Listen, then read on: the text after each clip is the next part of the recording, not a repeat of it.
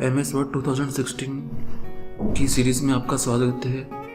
हम इस सीरीज़ में व्यू टैब देख रहे हैं। व्यू टैब में हम सबसे पहले रीड मोड देखेंगे। तो रीड मोड पे जैसे ही क्लिक करेंगे तो आपका जो डॉक्यूमेंट है इस तरह का दिखाई देगा, जिसमें यहाँ पर एरो दिखाई देंगे, यहाँ पर एरो दिखाई देंगे। अगर आपके डॉक्यूमेंट में एक से ज़्यादा पेजेस हैं तो ये एरोज अनेबल दिखाई देंगे। अभी मेरे डॉक्यूमेंट में सिर्फ एक पेज था तो ये अनेबल नहीं है, तो कंटेंट भी नहीं है तो अनेबल नहीं है। तो इस तरह से आप रीड मोड में पढ़ सकते हैं आराम से इस एरो को क्लिक करते करते। अब आपको रीड मोड से प्रिंट लेआउट मोड में जाना है, तो प्रिंट लेआउट मोड में यहाँ से आप क्लिक करके जा सकते हैं। प्रिंट लेआउट मोड का फ़ायदा ये है कि जैसे आपका डॉक्यूमेंट आप प्रिंट करना चाहते हो तो प्रिंट करने के बाद आपका डॉक्यूमेंट दिखेगा कैसे, ये आप पहले ही पता कर सकते हो यहाँ से। वेब लेआउट मोड में आपका डॉक्यूमेंट वेब पेज जैसा दिखाई देगा। आपका आपका जो पेज है वो वेब पेज के समान दिखाई देगा। आउटलाइन मोड में आपका जो डॉक्यूमेंट है वो बुलेट लिस्ट में दिखाई देगा। हर चीज़ बुलेट लिस्ट में दिखाई देगी। ये ज़्यादा उपयोग में आता नहीं है वैसे, आप इसको इस उपयोग करके बार बार देख सकते हैं। ड्राफ्ट में आप सिर्फ अपने डॉक्यूमेंट में टेक्स्ट देख सकते हैं। जितने भी पिक्चर्स ऑब्जेक्ट्स हैं वो सब गायब हो जाएंगे, सिर्फ टेक्स्ट आपके डॉक्यूमेंट में दिखेगा। तो सिर्फ आपके टेक्स्ट देखना चाहते हैं तो आप ड्राफ्ट में देखिए, तो आपको सिर्फ डॉक्यूमेंट में टेक्स्ट ही दिखेगा। रूलर से आप देख सकते हैं कि रूलर से मेरे ऊपर की मार्जिन्स गायब हो गई हैं। ग्रिड लाइन्स आप देख सकते हैं, ऐसी ग्रिड लाइन्स आ गई हैं। ग्रिड लाइन का उपयोग ऑब्जेक्ट को एडजस्ट करने के लिए काम आता है। नेविगेशन पैन से आप अपने डॉक्यूमेंट में जितने भी हेडिंग स्टाइल्स हैं वो देख सकते हैं, पेजेस दे सकते हैं।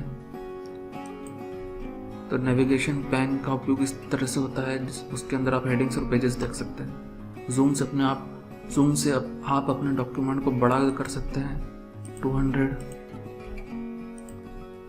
और आप उसको 100% भी कर सकते हैं। वन पेज से आप अपने डॉक्यूमेंट को इस तरह से दिखा सकते हैं मल्टीपल पेजेस में। सपोज आपके डॉक्यूमेंट में 2 पेजेस हैं तो मल्टीपल पेजेस में आप मल्टीपल पेजेस देख सकते हैं अपनी विंडो के ऊपर। पेज विड्थ में आप अपने पेज को इस प्रकार से देख सकते हैं। तो ये पेज आपका फैल जाएगा। 100% करेंगे तो ये छोटा हो जाएगा, इससे आपका पेज फैल जाएगा, इससे 100% से एक्चुअल साइज में आ जाएगा।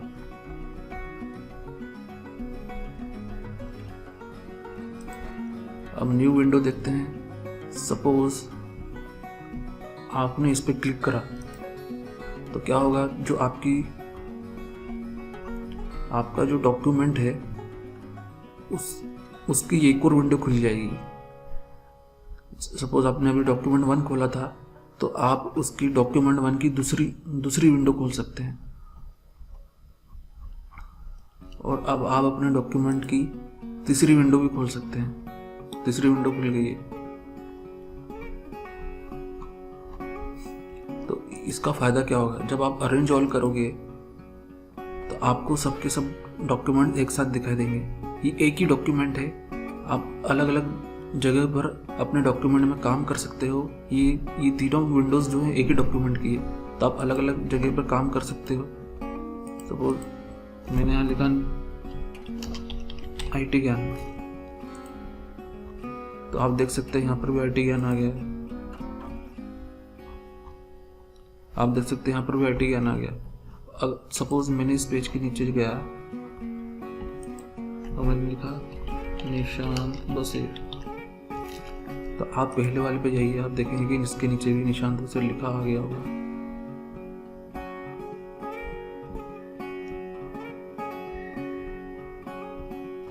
देखिए आ गया लिखा हो।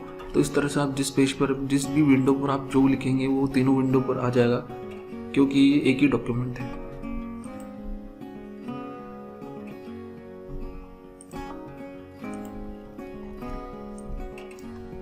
अरेंज ऑल आपने देख लिया है। न्यू विंडो से आप अपने ही डॉक्यूमेंट का जो उसकी दूसरी विंडो खोल सकते हैं। अरेंज ऑल से आप जितने भी आपने विंडो खोले हैं अपने डॉक्यूमेंट की, एक डॉक्यूमेंट की, वो सब एक साथ दिखने लग जाएंगे और स्प्लिट से आपका पेज स्प्लिट हो जाएगा, आपका डॉक्यूमेंट स्प्लिट हो जाएगा। रिमूव स्प्लिट भी कर सकते हैं। ये वाले ऑप्शन इतने आपके उपयोगी नहीं है, तो मैं एक एक करके बता ही देता हूँ क्या है। व्यू साइड बाय साइड में जैसे आपने करा है, तो आप अपने डॉक्यूमेंट को साइड बाय साइड देख सकते हैं। आपने कोई डॉक्यूमेंट खोला है, उसको साइड बाय साइड भी देख सकते हैं। सपोज मैंने न्यू विंडो करके अपने डॉक्यूमेंट की एक और विंडो खोल ली है, उसको साइड बाय करा दीजिए। साइड बाय से खुल गया है, तो आप पहले तो आपको न्यू विंडो से खोलना पड़ेगा, फिर आपको साइड बाय साइड करना पड़ेगा। सिंक्रोनाइज स्क्रोलिंग में आप इस सपोज आपने न्यू विंडो करके अपने डॉक्यूमेंट का एक और विंडो खोला है, फिर व्यू साइड बाय साइड करा है, फिर सिंक्रोनाइज स्क्रोलिंग करा है, तो आप जिस भी डॉक्यूमेंट में स्क्रोलिंग करेंगे वो दूसरे डॉक्यूमेंट में भी स्क्रोलिंग होगा। रिसेट विंडो आप डॉक्यूमेंट को एक साथ प्लेस कर सकते हैं ताकि वो आप कंपेयर कर सके इससे।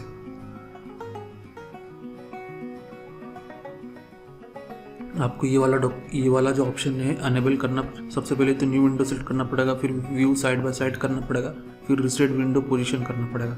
इससे आप अपनी विंडो को एडजस्ट कर सकते हैं, स्विच कर सकते हैं। अगर आपने अपने वर्ड में एक से ज़्यादा डॉक्यूमेंट खोले हैं तो आप इधर से आप उसको सिलेक्ट कर सकते हैं। सपोज मैंने 2 डॉक्यूमेंट खोले हैं, डॉक्यूमेंट 1 और डॉक्यूमेंट 2।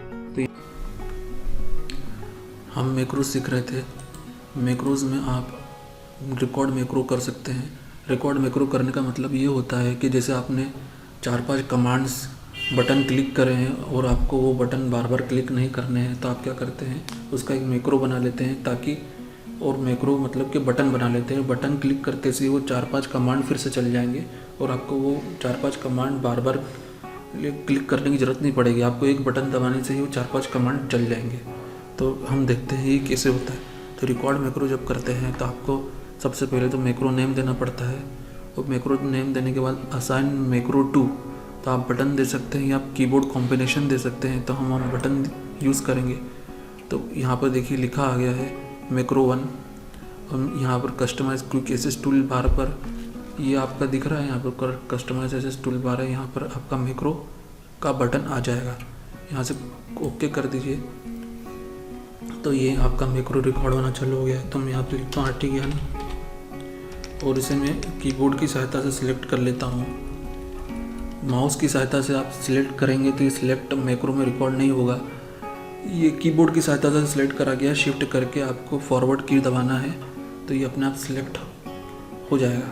पहले तो कर्सर आपको आई के आगे रखना है, फिर शिफ्ट दबाना है, फिर एरो की करके आगे क्लिक करते करते ये सिलेक्ट हो जाएगा। फिर आप चाहेंगे होम टैब पे आप इसका साइज़ बढ़ा दीजिए, और फिर आप इसको इटैलिक कर दीजिए और अंडरलाइन कर दीजिए। तो ये मैंने 3-4 कमांड दे दी हैं जो मुझे रिकॉर्ड करनी थी, और फिर इसको फिर यहाँ से ये कर दीजिए ओके, और फिर व्यू पे जाइए और इसे स्टॉप रिकॉर्डिंग कर दीजिए। तो आप देखेंगे व्यू मैक्रोज में आपका मैक्रो 1 बन गया है। आप यहाँ से रन कर सकते हैं, या फिर आप यहाँ से भी रन कर सकते हैं। तो देखते हैं रन करने पर क्या होता है। तो सबसे पहले तो आप रिसेट कर लीजिए,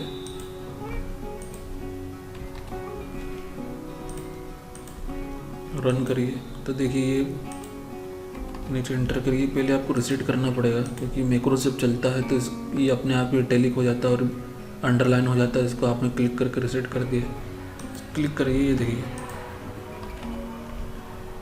पहले तो इसको रिसेट कर लीजिए, फिर यहाँ पर क्लिक करिए।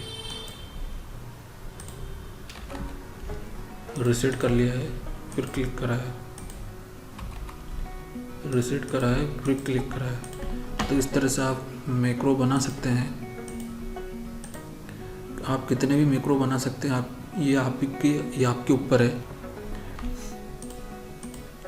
तो मैक्रो यहाँ पर आ गया, यहाँ से आप डिलीट कर सकते हैं और यहाँ से आप रन कर सकते हैं। ये 2 चीज़ आपको जानने की ज़रूरत है।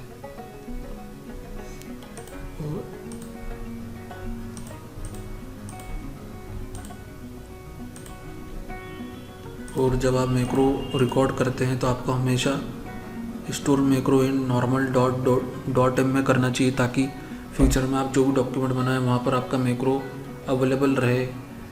अगर आप इसमें दूसरा जो ऑप्शन दे रखा है इसमें अगर आप स्टोर करेंगे तो वो मैक्रो आपकी इसी डॉक्यूमेंट में अवेलेबल रहेगा, फ्यूचर के किसी डॉक्यूमेंट में अवेलेबल नहीं रहेगा। तो इस तरह से आप मैक्रो बना सकते हैं। तो ये वीडियो मैं यहीं समाप्त करता हूँ।